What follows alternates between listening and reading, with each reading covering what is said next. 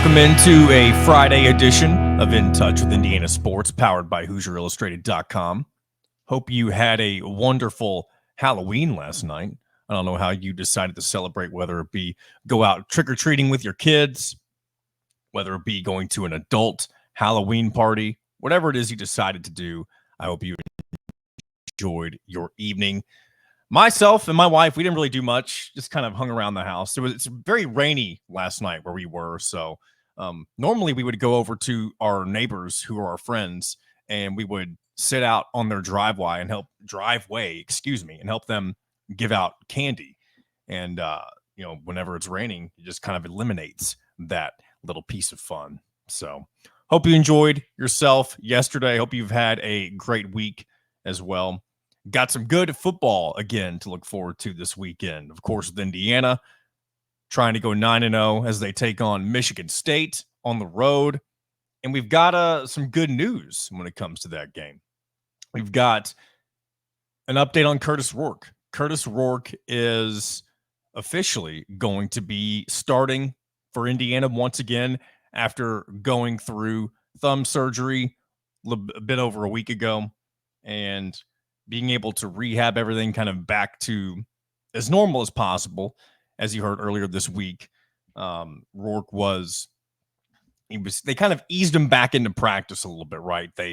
They took things slow for a little bit, and then as the week went on, they were able to get him back to doing full reps in prep for the game against Michigan State this weekend. So that can only be a good thing. And I'll say this, if you've been listening regularly over the last few weeks, you've heard me pinpoint this game against Michigan State as one that I'm a little bit worried about. And I still am, but as we've gotten closer to this game, I don't know if it's just, it's probably a number of things, but I think the biggest thing overall is the fact that Curt Cignetti exudes this level of confidence, right? That no matter what situation this team is in, he is going to have them prepared. And now that we know for sure that Curtis Rourke has gotten the nod and will be back under center taking snaps for the Hoosiers, it's given me even more confidence that with Indiana pretty much close to full strength, we don't know exactly how good Rourke will look, but I expect him to, do his very best. And I'm sure, maybe there will be a little bit of rust at the beginning, potentially. I honestly don't really expect him to miss a beat, but it is still going to be a tough road environment. That is the one thing that I think always has been in the back of my mind when I think about this game is, you're going to have, I don't know if this game is sold out, but if it were sold out, close to 70,000 people on top of you. And that's bigger than any crowd you've been a part of, including your home crowds, of course, because Memorial Stadium only holds, about 52,000? It's going to, you get a whole extra 18,000 potentially in attendance at Spartan Stadium up in East Lansing. So excited for the game, of course. And this is their chance to go 9-0 and do something that no Indiana football team in the history of their program has ever done. Start a season with 9 wins and 0 losses. And that's the next step in this journey toward a potential berth in the Big Ten championship game against whoever that may be. And even further than that, the 12-team college football playoff. And you don't even really have to be in the Big Ten championship per se to get to the college football playoff, just because of the amount of teams that are in. And it wouldn't surprise me one bit if you have 3 or 4 teams in the Big Ten have a spot or a potential shot to get to the playoff, or even all 4 get in, just because of the records that they will have. You could potentially have 2 12-0 teams if Penn State wins out and Oregon continues to, I say 12, you could have 3, right? Because if Indiana goes 12-0, then that leaves the unfortunate scenario, at least when it comes to wanting to play in the Big Ten championship, where Indiana wouldn't have to play in that game. But as we all know, there comes, we were talking about this with Jeffrey the Greek last week, where you get to just sit your players out for an extra game, and you'll still have that path in the college football playoff where you do get to you test yourself against whatever opponent that may be. So another thing on the football side of things that I want to mention, I saw this earlier. Justice Ellison put this on social media. He said, "My grandma passed away recently from leukemia. To honor her, I'm dedicating every touchdown I score the rest of the season to raise money for the Be Positive Foundation to provide financial assistance to families of children battling cancer. You can make a pledge or donate at champsraise.com." We love to see this type of stuff from collegiate athletes nowadays, because a lot of people, when all of this NIL business, was a new thing, and it's still fairly new in the grand scheme of things. But a lot of people just thought, oh, these kids are going to be making money, and they're going to be doing it for selfish reasons, and they're not going to, it's not really going to benefit anybody except for themselves, right? And of course, everybody has the right to make their money and do whatever they want with it. But whenever you see athletes, especially guys who are making an impact like Justice Ellison is on the football field, and you're seeing them kind of take advantage of what they're earning and doing something for the greater good of something else. And this is something that's clearly very near and dear to him, considering he had his grandmother pass away from leukemia, which is very unfortunate. But seeing him do something with what he's been getting and try to get others involved with it as well, it's a very good thing and noble thing. Maybe that's the better way to say it, of Mr. Justice Ellison. So good to see that on him. Wish him and his family the best. I know I hate to hear that his grandmother is no longer with us, and hopefully she got to see some of what he was doing on the football field before she eventually passed away. Quick drink of water. Here we go. Quick little piece of transparency, because I've had this lingering thought in the back of my mind ever since I started recording this episode. And I meant to start with this, but sometimes I just get rolling and, end up in places that I didn't necessarily think I would be in at this point. And it's once again, I need to mention, I'm recording this part of the show on a Thursday. And initially wasn't planning on this being the case, but it's the fact that I have some errands to take care of tomorrow, some unexpected things I got to do in the morning. And so if it seems like I'm out of my rhythm, I hope that's not the case. But whenever I do anything that is out of my normal, routine, sometimes things just feel off. I don't know if it was this past Friday or the Friday before. I think it was 2 weeks ago, where I had to also record on a Thursday, and I had some friends out in the backyard. I was able to kind of focus in and, make it work. And I think it ended up being a pretty decent show, but there is just something different about recording at night that, especially for a show, whenever you think about it being, it's the normal time for me is during the day. There is something just feels different and off for me. And I hope that doesn't come across in the show. I hope I can do a good job for you guys, and hopefully you're able to enjoy this, whether you listen to it on, some point today being a Friday, or going into the weekend before the game gets kicked off on Saturday in the afternoon. And just another reminder, game is on Peacock if you haven't downloaded that app just yet.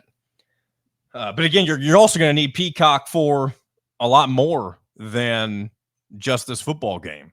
You may, I don't know if there's a chance you play on Peacock a second time at this point in the football season, but in basketball, you most certainly will. As I laid out on Wednesday, I think there's like 7-8 games potentially where Indiana will be on Peacock. That may be, I may be highballing it there, but there definitely is a good number of games where you'll have to have the Peacock app downloaded in order to watch the Hoosiers. One more little note on Michigan State specifically. I read this the other day, and I've heard before in passing out the little bits and pieces of research I've done in passing on Michigan State. One thing I've learned is that Aiden Childs, their quarterback, is somebody who can be kind of a loose cannon. And I've also been reading that he's been improving his, turnover proneness over the course of the season, which you would expect, a good quarterback to be making strides. And Michigan State has had some good moments this year, including their home win against Iowa. That was a couple of weeks ago. But one stat that really stood out to me, not just about Aiden Childs, it does involve him, but it's the fact that MSU in college football is in the bottom 20 of turnover rate, meaning that with as opportunistic as Indiana's defense has been, not necessarily the entirety of the season, but really as of late. You had the pick six last week with D'Angelo Pons. He also had a second interception not too long after that. And then the game before, you had Sean Asbury's interception that was also nearly a pick six against Nebraska. And it'd be really wonderful if Indiana's able to find ways to continue to exploit quarterback Aiden Childs and find a way to get some extra possessions and give them some confidence on the road as they face this Michigan State team. This road test in general is going to be a really good indicator to think about a couple more weeks down the road whenever you face Ohio State in Columbus, where that will, without a doubt, be the most difficult environment you could be in at any point in the season, really. Ohio Stadium, of course, Beaver Stadium for Penn State, and then Michigan Stadium for the Wolverines. Probably three of the most intimidating environments in the entirety of the Big Ten. And I'm not trying to discredit some of the other ones. Kinnick Stadium is really good as well. Camp Randall for Wisconsin. But I think typically when you think of kind of the Triforce of Big Ten football stadiums, I think most people think of Ohio Stadium, Michigan Stadium, and Beaver Stadium. And Indiana will be traveling to Ohio Stadium. You thankfully don't have to go to Michigan this year. Instead, they are going to be joining Indiana at the friendly confines of Memorial Stadium a week from Saturday. You don't even play Penn State at all, so you're not even going to have the fun Tom Allen reunion this year, whenever, whether it would have been in Indiana or Penn State. I'm sure you'll see them next year. Or there is the off chance that you meet Penn State in either the Big Ten championship game or in the college football playoff, depending on how the bracket ends up shaping up. So just wanted to throw that out there. Also, real quick, while we're talking about the college football playoff, Brett McMurphy put this out on social media the other day, and I wanted to address it, what he was talking about. He sent this tweet out on, I guess it was October 30th. He said, because of existing bowl deals, regardless of seedings, the SEC champ will open the college football playoff in the Sugar Bowl, the Big Ten champ in the Rose Bowl, and the ACC will host, they'll be placed in the Peach Bowl, and the Big 12 champ in the Fiesta Bowl. So it's kind of nice to see the traditional bowl ties go to conference champions for those who will get that bye and won't be hosting in one of the opening round college football playoff games, of course.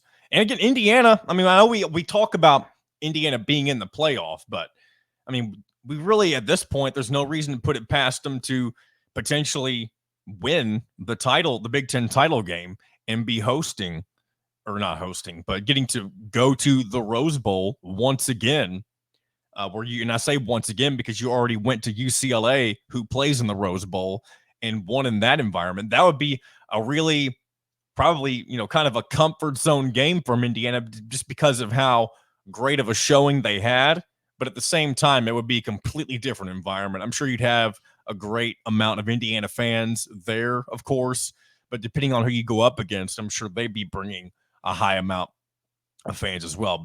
It'd be a different environment overall compared to when you played against UCLA, but you're also, you have the familiarity of already being on that stadium or being on that field in that stadium at once already this year.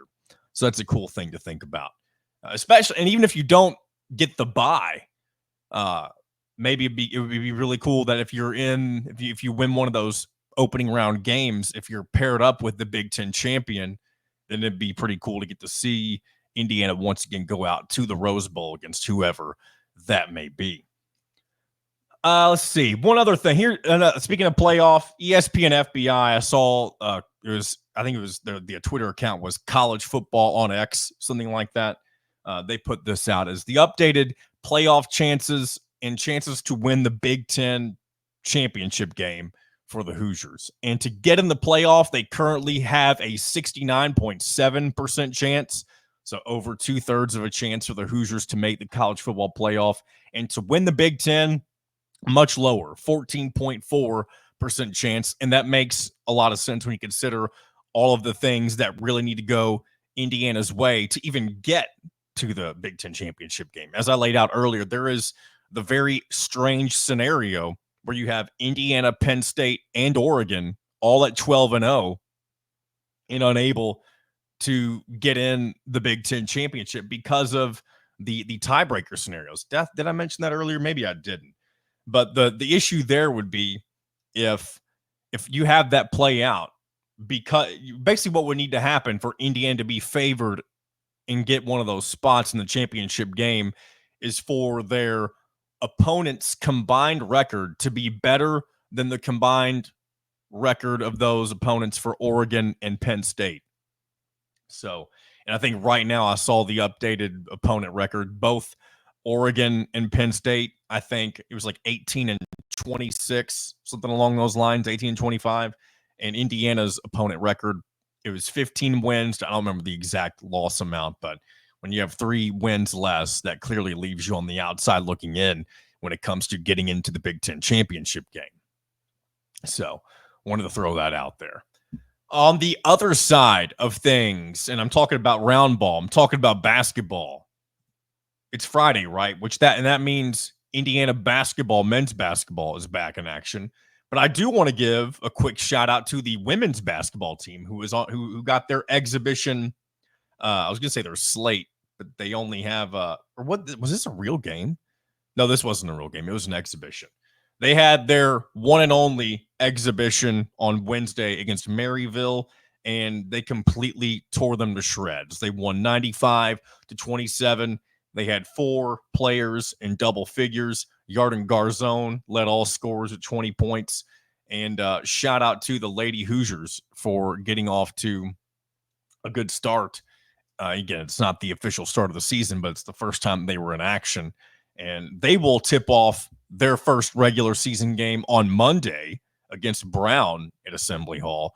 That game will be available on Big Ten Plus for you to take in. And again, I've mentioned this before.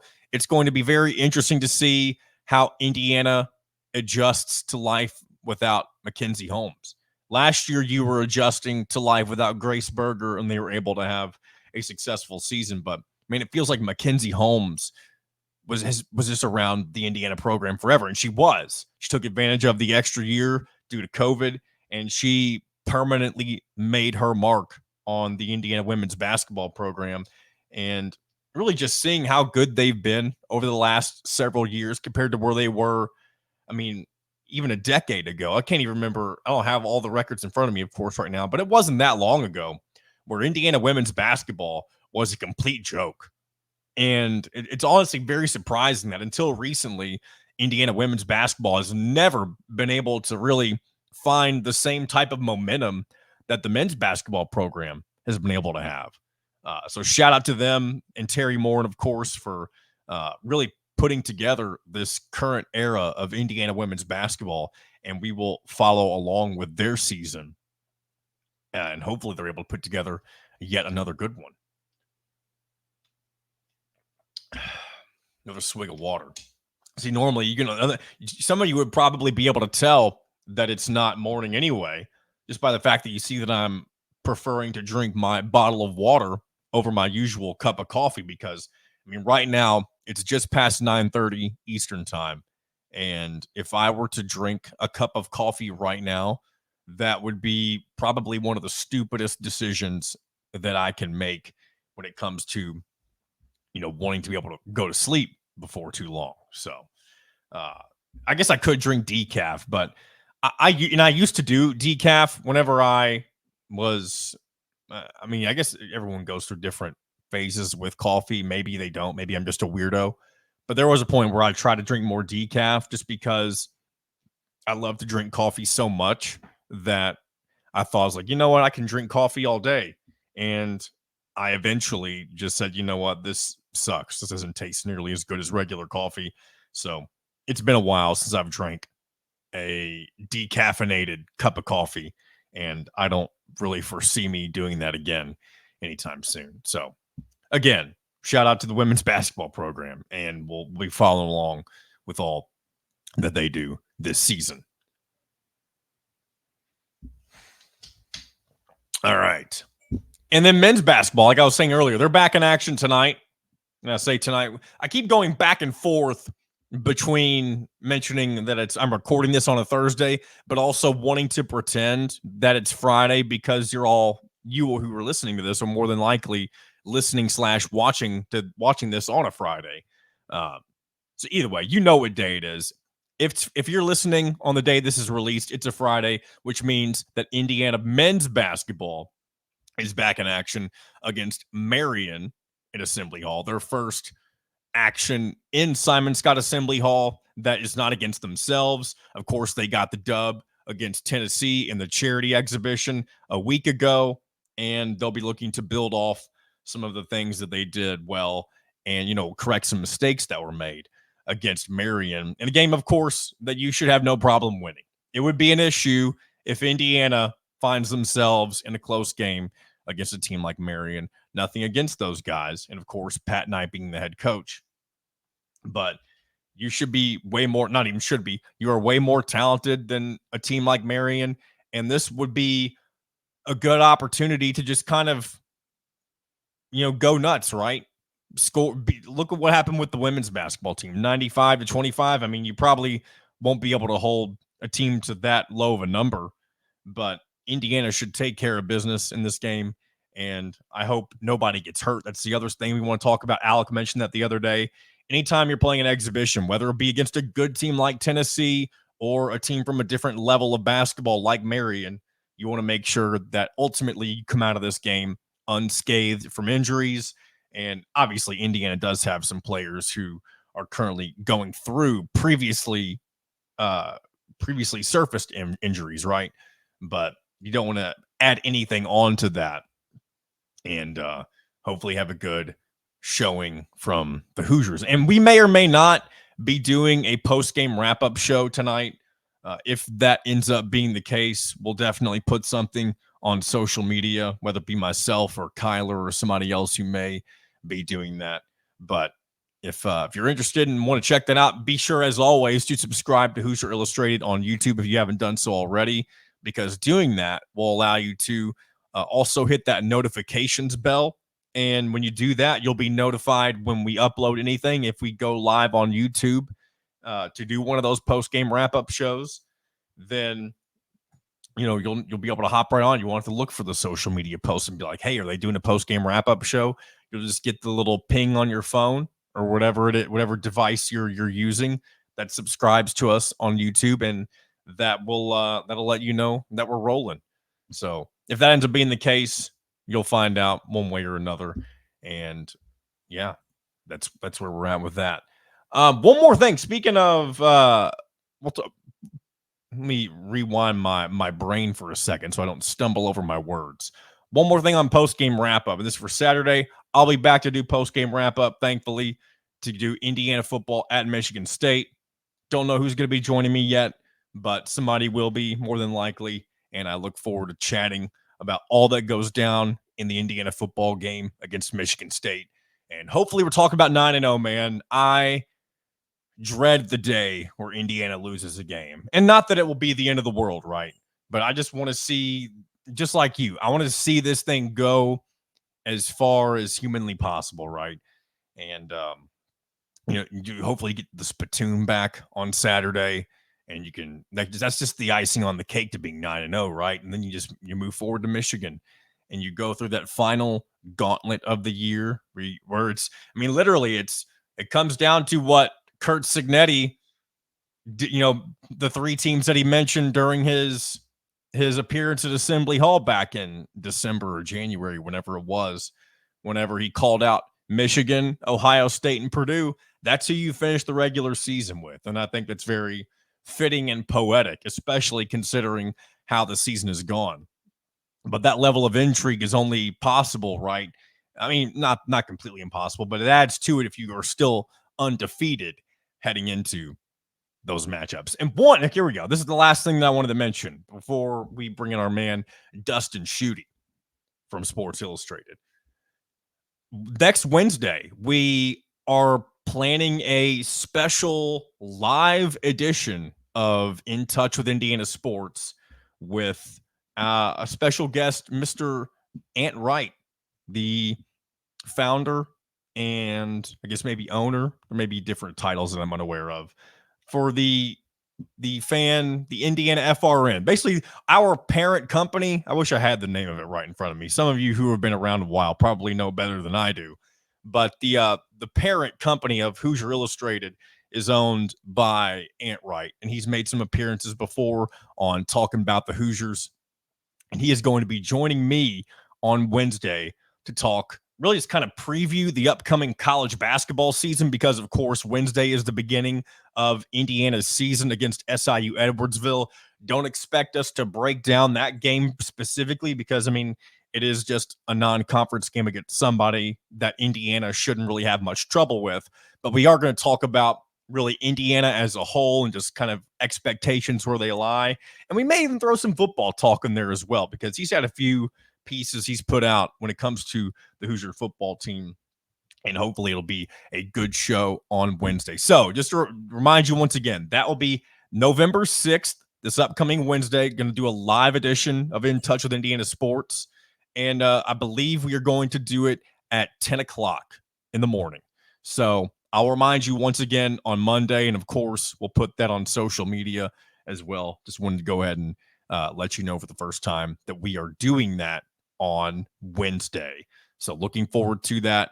Hopefully you're looking forward to it as well. Going to be an experiment. I talked about at the very beginning whenever I came on here with Hoosier Illustrated that I wanted to do, different versions of live shows. And I love that we've done the post-game wrap-up shows, of course, but I wanted that to extend into doing something with the 3 Monday, Wednesday, and Friday shows as well. And I don't know how often we're going to do it. This first one's going to be a trial run, of course, as is everything, excuse me. And if it's successful, then we'll find ways to keep doing more of those. We'll see how frequently we're able to pull that type of thing off. So just wanted to mention that. I'll mention it again on Monday as well. But thanks for listening. Thanks for coming to my TED Talk, right? I don't even know why I said thanks, but hey, it came out of my mouth. So anyway, without further ado, mention Dustin Schutte. Glad to have him back on the show once again. Let's go ahead and cut to him and the conversation we had right now. Joining us now from Sports Illustrated, it is the one, the only Dustin Schutte. Glad to have you with me on a Friday, my friend. It's always good to be here, John. It is always very good. Did you enjoy your Halloween last night? Yeah, we hung out with some friends, played a game it was a version of Cards of Humanity. Is that what it's called? Cards Against Humanity, I think. Yeah, that. But it was like intertwined with a story, so it was almost like a Mad Libs type of situation. It was pretty fun. So we did that. Had a few adult beverages, and then came home and watched Young Frankenstein. So it was low key, very chill, but it was fun. We had a good time. Young Frankenstein. I don't know. I'm sure that's a classic Halloween movie that I once again have never seen. I'm not the biggest classic movie guy, as you're probably well aware. It's a Mel Brooks, like what would you call it? Not a spoof, but like a parody of Frankenstein and Bride of Frankenstein. So they're just it's kind of like Spaceballs or what's the Western one? Blazing Saddles. It's kind of in that theme. So it's not scary. It's just a fun, easy movie. Well, glad you enjoyed your Halloween holiday. And now it's, we're on the cusp of Thanksgiving and Christmas, which is for some people, it's the best time of the year. So, but anyway, it's also the best time of the year because we are at one of the tipping points for college football season. We're also at the very beginning of college basketball, as the regular season will tip off on Monday for some teams. Some teams tip off at different days later in the week. But It's one of the busiest times of the year when it comes to college sports. And we'll start with football since we're already in the midst of all of that. And Indiana is in a position that they have, I mean, honestly, they've never been in this position to where they could potentially start 9-0 and continue their journey towards whether it be a Big Ten championship appearance or even a college football playoff appearance. Just kind of what's kind of your evaluation of the Hoosiers right now, and is this 8-0 start to you as impressive as it may be to Indiana fans? Yeah, I mean, I think so. They've never been in this position before, and there's a lot of excitement. And there's no two ways around this. And I don't want to be the negative person. I'm just pointing to the facts. Is that their schedule has been not difficult to this point, right? But to that, they deserve a lot of credit because these are the games that, like, a few years ago, you would look at this and say, "Hey, if we're 4-4." Going in the last 4 games of the season, we're in pretty good shape. Yeah. So the fact that you're 8-0, and not only are you beating teams, the fact that you are basically dismantling them, even without Curtis Rourke, Taven Jackson stepped in and had a huge game the other day. It's been very impressive. I am still curious to see. I think part of it has been like we were curious to see how they would play against Big Ten competition. We were curious to see how they play against a good defense. And they played two teams that have really good defenses, in my opinion, Nebraska and Washington, and took care of business in those games. So there's still going to be some question marks about this team until they play a ranked team, which would be Ohio State in a few weeks. So, but you can't take anything away. This is a program that has been at the bottom of the barrel in the Big Ten and really college football for the longest time. And what I think is most impressive is, you have Mitchell Page on your show, who obviously we're all pretty good friends, and he used to play at Indiana. During his tenure there under Kevin Wilson, that team was really good on the offensive end. Tom Allen coached some really good defensive teams, but they've never really had that combination. They've never really played complementary football, and I think that that's what you're seeing now from this team. That's what Curt Cignetti has brought, because last week, Indiana's offense was not nearly as explosive, and with Rourke on the sideline, that's to be expected. So what happens? D'Angelo Pond steps up and has a pick six early in that game to get the Hoosiers on the board, right? So overall, totally impressive. And look, you've clinched bowl eligibility before November. Before you even take a loss. Yeah, you're in the college football playoff conversation.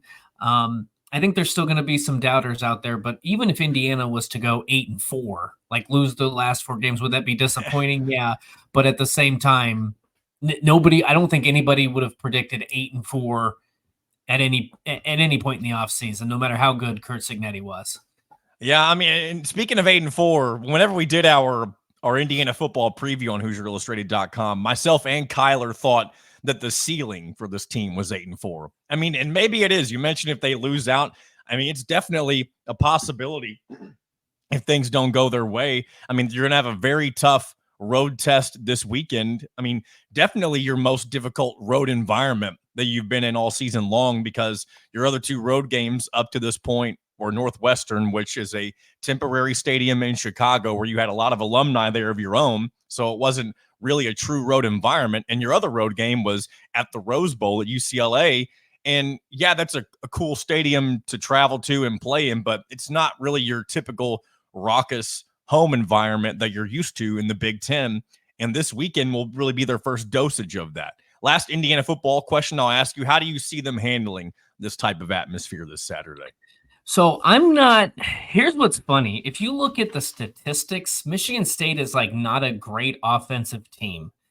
And I know you asked about the environment, but I'm not as concerned about that. But What I think is interesting about this particular matchup is Michigan State can hit the big play. They're not bashful. They don't care. They're going to chuck the ball deep. They're going to let Aiden Childs throw it all over the yard. Nate Carter had a really good game last week against Michigan. So what happens if Michigan State connects on some of those big plays? Like, to me, this could be a game that is either going to come down to like the final possession, or it's going to look like Indiana, Nebraska, where it's 56-7 and done by halftime, basically, right? Like, that's what I think this game is going to be. So I'm curious to see, how does Indiana's defense handle a team that can hit the explosive plays? Because we saw it a little bit with Maryland. They gave up 28 points in that game, and Maryland's not a good football team. So at the end of the day, it doesn't matter as long as they score more points. And I think having Curtis Rourke back obviously helps their offense tremendously. I'm just curious to see what happens because I do think Michigan State will hit at least a few big plays in that game. So that would be my biggest concern more than the environment. I think you're right. Like they haven't played in the toughest environments, and this is going to be a huge test before they play Ohio State in Columbus. But I'm more interested to see how they handle the situation if Michigan State's offense is clicking. And one thing I think will be key for Indiana too, especially you mentioned how Michigan State's not really afraid to just try to make the big play. And part of that is Aiden Childs kind of being very unpredictable in the fact that he can. Michigan State, I believe, is in the bottom 20 when it comes to their turnover rate. So if Indiana can continue to be opportunistic the way that they've been the last couple of games, I think that may end up potentially being a deciding factor for this as well. And what would concern me is the fact that I think Michigan State they're so inconsistent. Like I put the term, I don't mean this in a totally negative way, but Aiden Childs plays reckless, which sometimes that's great. And other times it just drives you crazy as a fan. They beat Iowa 32-20, which is a pretty good defensive team typically, and their offense is better. I do think this is a Michigan State team that at the end of the season will be like, they beat a few teams that they should not have. They lost to some teams they should not have. Like, I think they're a better team than Boston College, but they lost that game. Yeah. Are they like, could they upset Indiana? I think they could, but again, I think it's one of those, I think it's one of those where if it's going to come down to the final possession or Indiana's just going to have their foot on the gas from start to finish. The two very different potential outcomes, but it'll be exciting to see what happens. I hate to flip over things to a Purdue side. I mean, I don't hate it as an Indiana fan. I hate it for you because the Purdue football team is, I mean, as bad as they've been since the Darrell Hazel era. And they are favored this weekend at home against Northwestern, which I was a little surprised to see. I guess maybe they're basing that off of their most recent home performance when they played against Illinois and what almost happened in that game. But what's just kind of your evaluation of what Ryan Walters has been unable to do with Purdue in his second season? Yeah, I mean, they have not done anything. I don't. It's very hard to talk about at this point because there's nothing really to point to. We used to do a podcast years ago. Well, not years ago, but it has been a few years. It's been a couple of years. Inside Indiana football, and our biggest complaint every week was like, what are we going to talk about? Because it's the same story every week. And that's what we've gotten with Purdue, right? Like every week it's the same thing. Now, the Illinois game was a little bit different because they had a spark of life. They brought in a quarterback, Ryan Brown, whose Hudson Card had been injured in concussion protocol. The one thing I think I will say about Purdue that's a positive, and they can actually win this game against Northwestern because Northwestern hasn't had a very good season either. But I will give Ryan Walters a little bit of credit in the fact that he's not throwing in the towel, and that would be really easy to do at this point because they've gotten blown out. I think their point differential is somewhere like 23 or 24 points per game in the loss column, which is horrendous. Like this week, they're going to play both Ryan Brown and Hudson Card, and a lot of people will use that saying like if you have two quarterbacks, you have no quarterbacks. But to me, the offense could not possibly look any worse, right? Like you just got shut out by Oregon a couple weeks ago, and Oregon's a good football team, but that was the first time you had been shut out at home in 11 years. At least he's trying something. They're trying to do some new things. He took over the play calling. He got rid of Graham Harrell, the offensive coordinator. So he's trying. It's just not working right now. And they're going to have C.J. Smith back, a highly touted wide receiver who a lot of people thought would make an immediate impact out of Georgia. He's been injured. This is going to be the first game he's played. So there's a lot of, as much as there's negativity around this program at 1-6 and how it's looked, it's not just that they're 1-6 and losing the games by 3 points. It's that they're getting blown out. I think there's a little bit of momentum and maybe some positives in the fact that we're going to see two quarterbacks. They're going to use those guys' skill sets to help them win football games. And then C.J. Smith coming back. I don't know that makes a huge difference, but it does help you when you have somebody who can take the top off of the defense, and they really haven't had that yet. Do you think there's any thing Ryan Walters can do to secure a third season with Purdue? Or do you think that maybe it's, that ship is already sailed? Yeah, that's an interesting question. I think a couple weeks ago, after they got beat 52-6 by Wisconsin, I would have said he's done after year 2. But it's been reported, and I don't know. You never know how accurate these things are, but this came out of ESPN that he was expected to get more time. They were going to throw more NIL resources out there. They were going to help him in recruiting. The boosters wanted him to stick around for a third season. So it sounds like, at least based on the reporting, that he's going to get a third season. Now, could that change in the next couple weeks? Obviously. If this team finishes 1-11 or 2-10 and it continues to look the way it has, I don't know. I feel like you're setting your program back. And Ryan Walters has been a really good defensive coordinator, but it's really hard to take over a job like Purdue when you have zero experience as a head coach. That's just the way it is. It's not like, this is going to sound bad, it's not like Ryan Day, who inherited Ohio State, and you inherit all the talent, and it's not that hard to recruit to a place like Ohio State. It's not like Sharon Moore inheriting Michigan, which we'll see what happens there, but I think he's actually done a pretty solid job his first year at Michigan. Like, it's a different animal. You aren't behind in recruiting. It's not a terrible program, but it's not in the upper echelon. It's hard to get kids to come to West Lafayette to play.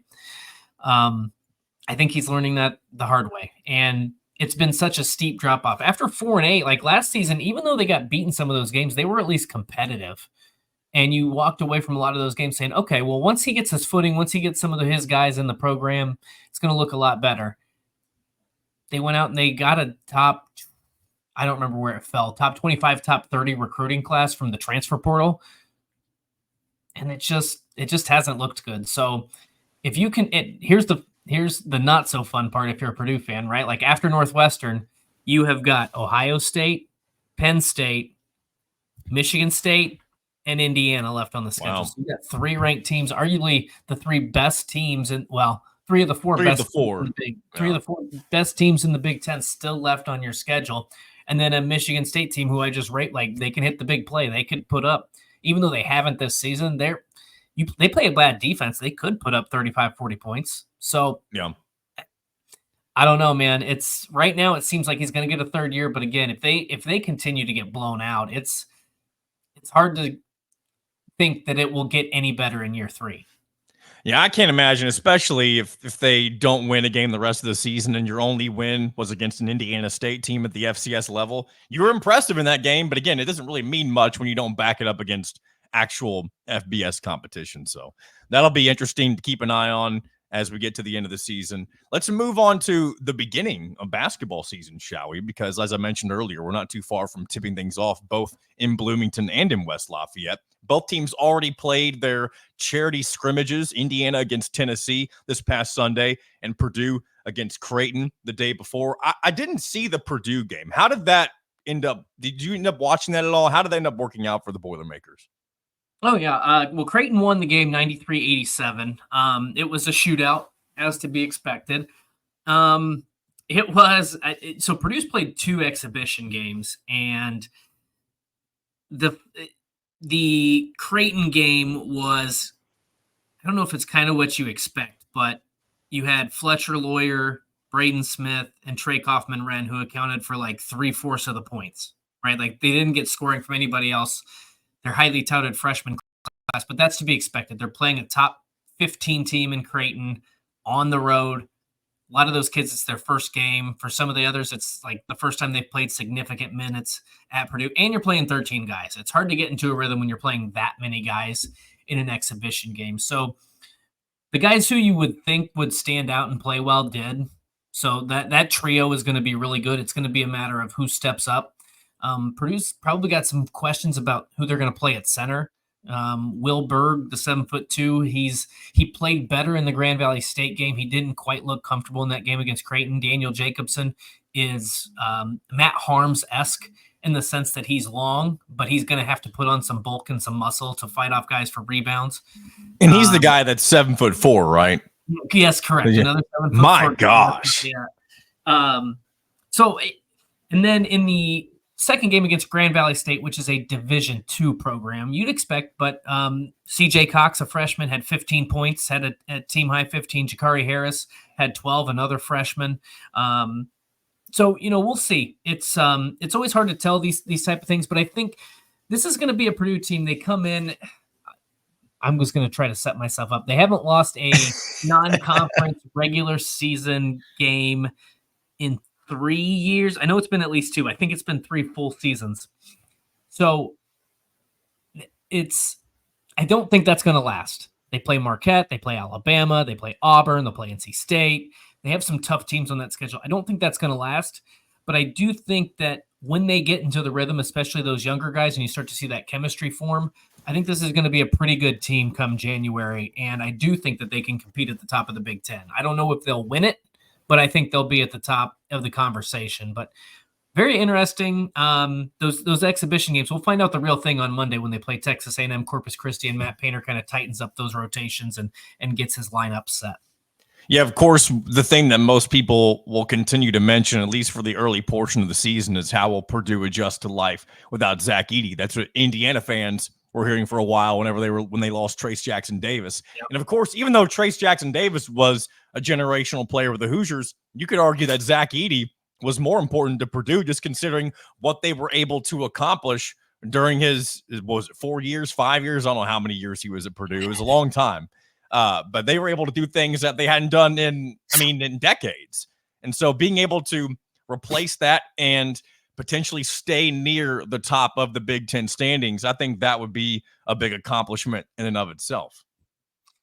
Yeah, I think so too. And Matt Painter said it best, like, we won before Zach Edey. We figured out ways to win. Now, the thing that sets them apart is obviously the fact that he was a 2-time National Player of the Year, which had not been accomplished in 40 seasons. And then they got to the national championship game, which they hadn't done in whatever the math is on that, 55 years, 1969, right? So he was a generational talent, but they still have 3 returning starters from last year's team. They have 3 guys in Caleb First, Miles Colvin, and Camden Heide who have experience. And then they brought in a top 20 recruiting class. So it is going to be a huge adjustment. And I think the interesting aspect about this season for Purdue is the fact that they're not going to play probably the same style. They can't really play feed it into the post bully basketball like they have in the past.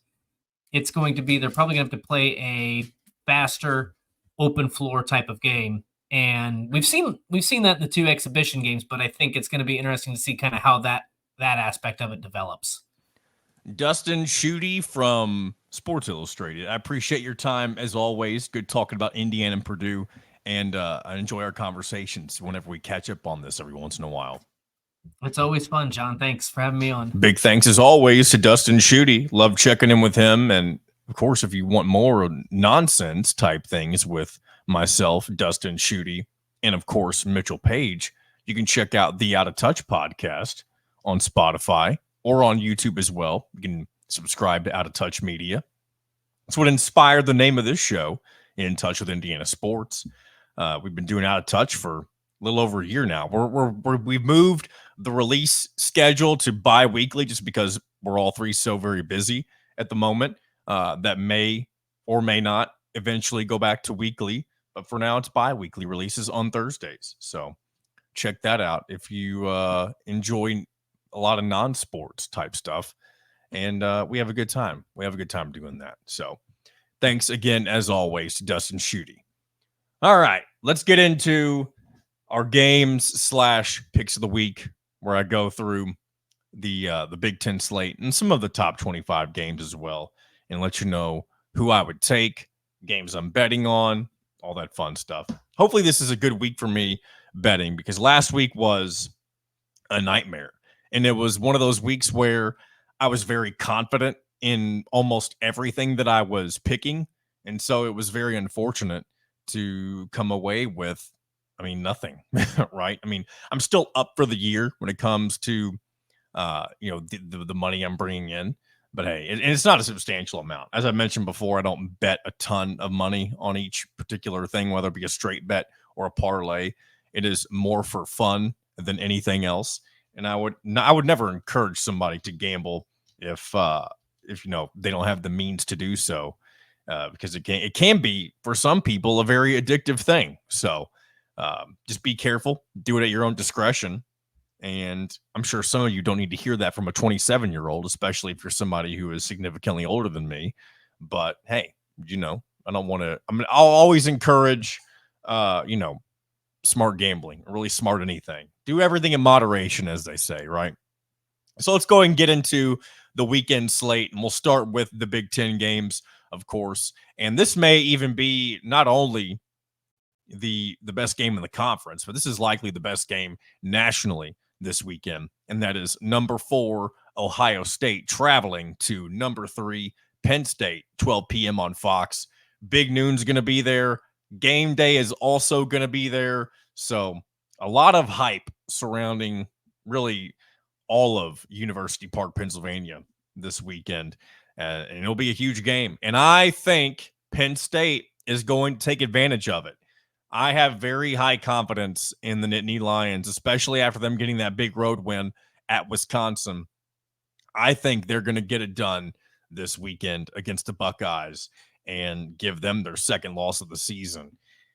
And Ohio State's favored by 3. So, it's not like I'm going so far out on a limb here. And it seems like it's been a while since Penn State and James Franklin have been able to win a really, really big game.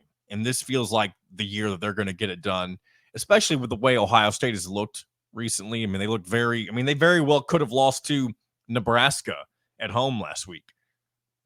And a lot of people I say a lot of people, I'm really just talking about people that I'm aware of that live near me and I talk with regularly, just think that Ryan Day may not really be the guy for Ohio State. And I say that as if he's had a bad tenure, and he's had some really, really good seasons. But it just seems like lately he's not won the big one, right? And I know when you think of that, sometimes it's against Michigan, and I say it's always been against Michigan recently. That's been their kryptonite, and a lot of people also point that to the Connor Stallion stuff. There may be some truth to it, of course, but they still haven't been able to get it done. If they're that good, all it is signs, right? How big of a difference can it make? And maybe it does make all the difference. I don't think it was right that Michigan cheated or anything, but Anyways, I got Penn State in this game outright, not even covering. Just give them the outright win. Shout out Nittany Lions. Shout out Tom Allen. Game number 2, we've got Minnesota at number 24, Illinois on FS1. Minnesota favored by 3 points on the road. And this is another one, kind of the exact same situation as before, at least when it comes to the spread and stuff like that, in the home team. I think Illinois is poised to bounce back after having a not so good performance on the road at Oregon this past weekend. And I haven't completely decided on if I'm going to wager on this game or not. But if I do decide to, I'm taking, once again, a money line bet. I'm taking Illinois, the home dogs, right? I think Illinois will, and it's a good Minnesota team. Minnesota found themselves at 5-3 after kind of a slow start to the season. They've had some really good wins, including last week against Maryland and their big win against USC, which, unfortunately for them, doesn't look nearly as valuable as maybe it once was, just from a big picture standpoint. When it comes to how good USC is as an actual team, USC having a very underwhelming season compared to their standards. But I've got Illinois money line. I think them being at home, they do a good job protecting their home field. And Minnesota, again, is a good team, but I think Illinois is going to continue their good season and bounce back after that unfortunate beatdown they suffered last week at Oregon. And so that's going to do it for my Big Ten bets. The rest of my bets are games outside of the conference, and I'll get to those here in a little bit. But I do want to go through the rest of the conference slate before I do bring those up. And let me go ahead and just want to go and get those ready on my phone, so I don't have to be scrambling for them here a little bit. But next game on the docket in the Big Ten is Northwestern at Purdue. Lowly 1-6 Purdue. And they find themselves favorites with one win against a Northwestern team that has kind of been reeling over the last few weeks, if we're being honest. And it's very, I say reeling. They didn't have a bad showing against Iowa, I don't think, this past week. Did they? Oh, yeah, they did. They got smashed 40-14. They had a good win against Maryland a few weeks ago after their loss to, of course, Indiana. But since then, things have not been looking good for the Wildcats. And they're going on the road to face Purdue. I mean, I guess shout out to the Boilermakers for being favored with only one win. And the line, I mean, if I didn't know what the line was, I probably would have predicted Northwestern to be favored by maybe a point and a half, 2 points, something along those lines. And I'd be tempted to say take Northwestern money line here, but for some reason I'm buying into this Vegas nonsense, right? Where they have confidence in Purdue's probably their new quarterback, Ryan Brown, to get the job done. And maybe he does. I mean, Purdue is not a good team, but they did show signs of life against Illinois a few weeks ago where they nearly came back in the second half. And so maybe they're expecting another random performance like that with their new quarterback. So we'll see. Not betting on it, but if I were betting on it, I would take Northwestern money line, but it seems a little risky considering Vegas, for some reason, has Purdue favored in this game. It's only by a point, though, so it's basically a pick 'em, if we're being honest. Moving on to the mid-afternoon slate, we've got number 1 Oregon at Michigan. And this is intriguing just from the stance that, I mean, it's kind of Michigan's, I don't want to say it's their last opportunity to get a really good win because they do, of course, play their big rival, Ohio State. And, they have a streak against them currently that they want to hold on to. So I'm not acting like it's out of the ordinary for them to win good games. It's just been tough for them to do so far this year. And they're going to be facing an Oregon team that right now is clicking in every aspect pretty much. But it is an Oregon team that's coming into the big house for the first time, right? And I say the first time, it's the first time since they've been in the Big Ten. I don't know if Oregon's traveled to Michigan for a game that used to be a non-conference matchup. But nonetheless, this will be a kind of a prove-it game for Michigan. Like, hey, you have the bodies and the talent to go up against a team like Oregon, but you've kind of looked lost when it comes to your quarterback play, among a few other things. And so that's really what it's going to come down to. Is Michigan finally going to get some consistent play out of whoever they're going with? I believe it's Davis Warren back in action under center for them this Saturday. So it'll be interesting. And here's another thing you got to think about it from an Indiana perspective. If Michigan beats Oregon, I mean, that's kind of the worst case scenario when it comes to realizing that, hey, Michigan comes to town next week. If they're, building off of the momentum from beating a number 1 Oregon team, I mean, they're going to be coming into Memorial Stadium feeling themselves, right? They're going to be like, okay, we're back. We can come take on this Indiana team. There's no way they're better than Oregon, even though we don't really know that right now. But they'll be feeling good about themselves. So really, if you're Indiana, maybe you don't want to see Michigan pull off this upset, even though it would be better to beat a Michigan team with a 6-3 record as opposed to a 5-4 record. You're thinking about, playing a team that has or doesn't have momentum, you'd prefer them to not have momentum, of course, right? Because you can just kind of be playing with a chip on their shoulder. And that's kind of what Indiana's been benefiting from. I mean, they're riding, they've never lost momentum, right? They haven't skipped a beat. I mean, the closest they've come to having lost momentum was not having Curtis Rourke this past weekend when they had to play Taven Jackson. And even then, they were still able to carry everything else forward because they just meshed together so well as a unit. So, do I have a prediction for this? No, not really. I mean, Oregon, if Oregon's the real deal, this is also, I say it's a prove-it game for Michigan.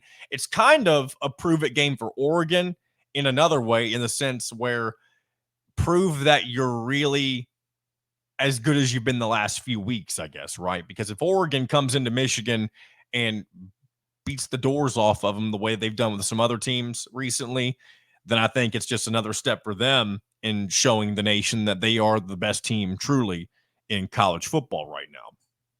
So I don't know how I foresee this playing out, but I think if you're Indiana, you'd rather see Oregon win this game. And I don't think you want to see Oregon beat them by like 40, or and I don't think that would happen. But I think if Oregon can win comfortably by around what Vegas is saying, minus 14.5, that's probably best case scenario, just because when you're looking at that game as an Indiana fan, you're like, okay, Oregon, did what they were supposed to do, and that was win by a couple of scores, but they didn't look like an otherworldly team that just can't be beaten, when you're thinking about the how well you stack up against them, that type of thing. And you also don't want Michigan coming into your stadium next week with a bunch of momentum. So moving forward to Indiana at Michigan State. And again, nothing to really talk about more with this game specifically that we haven't already done. But Indiana favored by 8 points currently. Total is 52.5 here. And this is another no bet for me. I don't believe I bet on Indiana last week, and that was specifically because of the Taven Jackson stuff. Indiana did cover. They are now, depending on which spread you got in the FIU game, they are potentially undefeated against the spread. But if you look at the spread that was there right before the game kicked off, they did not cover that one. So that's why you see some people say Indiana is 7-1 against the spread, or some say they are 8-0 against the spread. But I mean, if Curtis Rourke is back at full strength and he looks like Curtis Rourke, Indiana can, and really, I don't want to even say, I think they should beat this Michigan State team by a couple of scores. But will they? As I've said time and again, this is their first time going on the road against in a hostile road environment. It's not the first time they've been in a road game. They've had 2 of those already. But this will be the first time they play in a stadium with a crowd that is much different than the 2 stadiums you played in the first time. So that will be the kicker, really, to see how this Indiana team responds to that. Also, will they ever trail this game? Indiana's not trailed yet, as we've mentioned before, for the entire season. It's going to be fascinating if/when that time does come, how the Indiana team responds. Now, I tend to think, especially if it happens early, I think they would respond well. Maybe I'm wrong, because it's one thing. Let's just say Indiana gets up 17-0, or I don't know. Let's say they're up 10-0 before Michigan State scores, and then from then it's kind of a back and forth, and Michigan State takes the lead there. I think it's better to have pressure on you early on than late, because if you're playing from behind on the road and you've never played from behind before, that's a different level of pressure, because then you're working against the clock at that point. So I think if you're an Indiana fan, and if someone tells you Indiana will trail at some point this game, you want it to be early. You don't want it to be mid-third quarter or onward, that type of thing. So just keep that in mind when you're watching this game on Saturday. So moving forward, how much time we got? I don't want to sit here and dwell too much. I feel like I've already overstayed my welcome with this. But let's go ahead and breeze through these real quick. I guess I'm kind of rambling. This is going to end up being a fairly long episode. Maybe some of you don't care about that. I don't want to rush through and make this a bad product. It may just end up being a longer episode than usual. So got a few more Big Ten games. UCLA at Nebraska. This is going to be intriguing just from the standpoint of you have a UCLA team that just looks a little bit better than they have recently, or, looks a little bit better at this point in the season than they did at the beginning. And a Nebraska team that is still going for bowl eligibility for the first time in about a decade. Nebraska favored by 6.5. I think Nebraska will find a way to win this game. I don't know that they'll cover. They may not. They haven't showed enough consistency on the offensive side, especially as of late, to really give me confidence that they can cover against UCLA, and especially against a UCLA team that has momentum. But I do think Nebraska will win this game and get that ever so coveted bowl eligibility for them. Yeah, Wisconsin and Iowa. Why do I feel like is this a trophy game? I can't think if it is or not. If it is, and I'm not recalling what it's called, my apologies. But Iowa's favored by 3. Wisconsin. Both of these teams are kind of your stereotypical Big Ten good teams. Like, they're not outstanding, they're not elite, but they're living by their brands, right? Wisconsin's always good in some way, shape, or form. Iowa's always good, and they play by their strengths. And I would be more confident in the home team here, which is Iowa. And they've shown a lot better signs of prolific offense in the last several games this year too, compared to previous seasons. So I like the Hawkeyes in this one. And then finally, the nightcap, USC at Washington. Both teams having, both teams having disappointing seasons. USC on the road. Washington, of course, coming off their loss at Indiana. And I don't really know what to expect in this one. This is Washington. Where do I want to go here? Because USC, I think, is probably more talented than this Washington team. But I also think Washington overall just looks better, as one thing that people keep mentioning. And it's a very interesting stat. And this was true against Indiana as well. They've outgained every opponent that they played all season long, regardless of win or loss. So I think that's a stat that could prove potentially beneficial in this game. I mean, maybe not. They're 4-4, so who really cares about that stat, I guess, whenever the wins and loss don't necessarily equate that. But it definitely shows that they move the ball, right? And all you got to do at that point is learn how to convert that into points more often than not. For example, that pick six that Indiana had against them, maybe you eliminate that. And that's just something that eliminates potential points for you. So I would probably just say Washington money line. USC's favored by 2.5, but it is at Washington. So we'll see. I want to go ahead and share the rest of my picks that I've got that are, I'll give you quick answers here. I won't go in a whole lot on them just because we are over my usual time. I already mentioned Penn State money line and Illinois money line. I love Army still. Army minus 21.5, or take the over, which is 39.5. They are facing Air Force on the road, and Air Force is not good at all. And Army still, along with Indiana, has not trailed yet this season. So I like either play between the spread for Army to cover or the over, excuse me. And then I'm taking the under, or also like the, I should have mentioned, I didn't realize I had this for, I just didn't write down as a Big Ten game.